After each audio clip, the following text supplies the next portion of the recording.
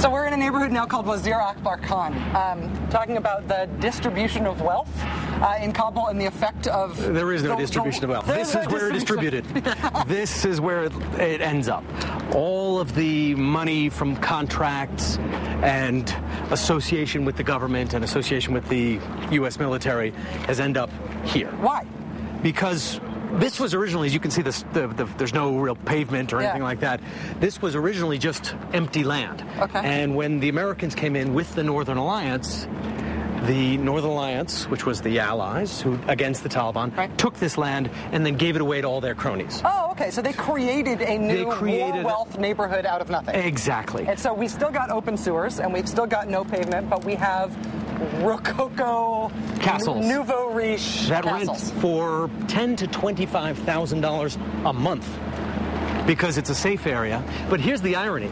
Most of the government officials, and these are almost all owned by government officials, don't live in them. They rent them out to foreign companies, contractors, and they live in Dubai or have their families in Islamabad. So they are purely investment properties. There's a sign right there on that one that says house for rent. Oh, yes, exactly. And the reason the streets are still unpaved is that these government officials refuse to pay any taxes to the government. They're in a fight. So the government won't come and pave the roads or connect it to any kind of sanitation system at all because the same government ministers won't pay to register the neighborhood. And so they won't throw their weight around to get their neighborhood taken care of despite that fight because they don't live here anyway. They don't live here anyway. So you have these large homes, and some of these homes, you see this building right behind you. That looks like a hotel? No, they're all private homes. This is a private home? It's a private home. It probably has 25 bedrooms in it.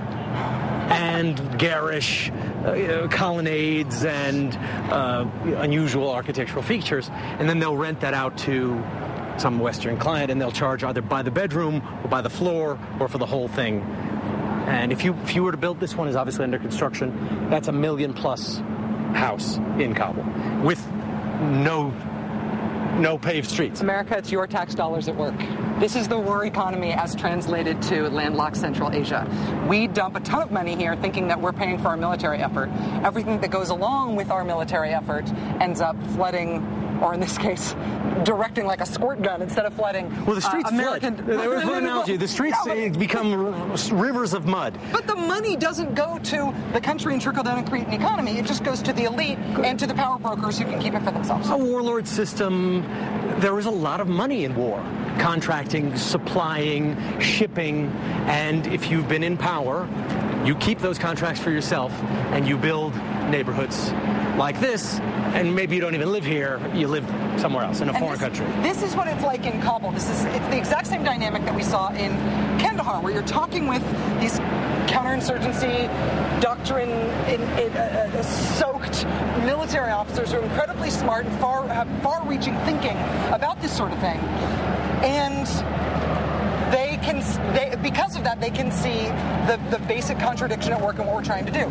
If the whole effort, all the money and everything is to establish governance, and if the whole effort is to establish governance, but all of our money, all of our spending here is only supporting the elite, the warlordism. It can breed corruption. Just having so much money injected into an economy.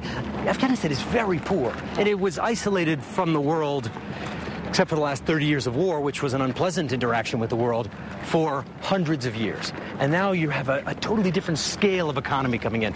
Billions of dollars a month. This country never saw anything like that. But it's going to people who aren't, it's not going to build the country. It's going to people who have private armies. It's going to people who are... Well, next to giant houses, these streets are not even paved. Yeah. I think that gives you an idea of how much these social services are spreading. Right.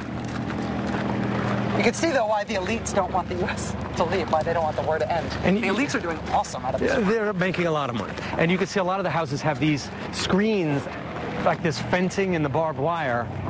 They are sniper screens. So you can move around inside, and they're not going to stop a bullet, but you won't be seen, so it'll be hard to target you. And you'll notice all of the houses have that, because almost everyone in this I think is very typical of the taste and the style. Yeah. And a lot of them have these sniper screens. Almost all of them have these sniper screens. In a neighborhood where you've got something this rococo, this like... Garish. You've also got a huge field of open field of garbage. No services. Each house has its own generator. They take care of themselves, and they're not really connected to the rest of the city. The same way a lot of these officials aren't really connected emotionally or otherwise invested in the rest of the country. So when you hear the government, when you hear the leadership say we don't want the Americans to leave, we don't want the war to be over. There is an incentive. Think about this neighborhood. There's an incentive because war is a profitable business for many people. Yeah, and if you're trying to stand up a government funding this instead of actually funding things that work for the people, it's counterproductive. Well, I mean, it is some projects have helped. Some projects have helped people. We were in poor neighborhoods. They didn't have power before. They have power. But the fact that there are entire neighborhoods, or this neighborhood, which is quite big, of homes that are renting for $10,000 to $25,000 a month, and there's certainly no distribution of wealth. Right. I'm not saying that there should be a distribution of wealth, but there is a lot of corruption here. Yeah. I mean, I think this neighborhood is actually very symbolic of a lot of the problems with this entire war, frankly. And here, next to an incredibly big house, is a open garbage pile. Because no one cares about the common space. It's not anybody's problem. And that's what you see everywhere. You have a giant... And is this all spread out and ripped open like this? People are going through it to see if there's anything valuable in the trash? Yeah, I mean, here are some kids right here. They go through it, and it's quite sad. I mean, they'll go through it and pick through anything that can be recycled or used again or of any value. Yeah. Metal things or...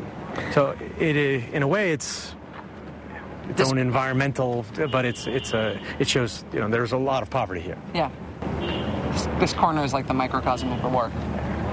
This and this and these the kids. Reason, and us too, because we're here as Americans covering this because of the American initiative here that created the economy that made this all possible. I saw yesterday driving down the street, not far from where we were today, a giant tinted window, brand new BMW M series, I don't know what series it was, giant BMW, and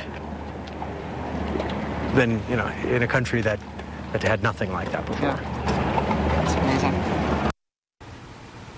I promise we will not continue to be the all Afghanistan all the time cable news show, but it is an honor to have been able to do this reporting, and as you can tell, frankly, now I'm obsessed. I promise we will return to our regularly scheduled making fun of John Boehner and not booking Liz Cheney, no matter how many times we ask, when we get back to Monday's show. Until then, have a great weekend. Good night.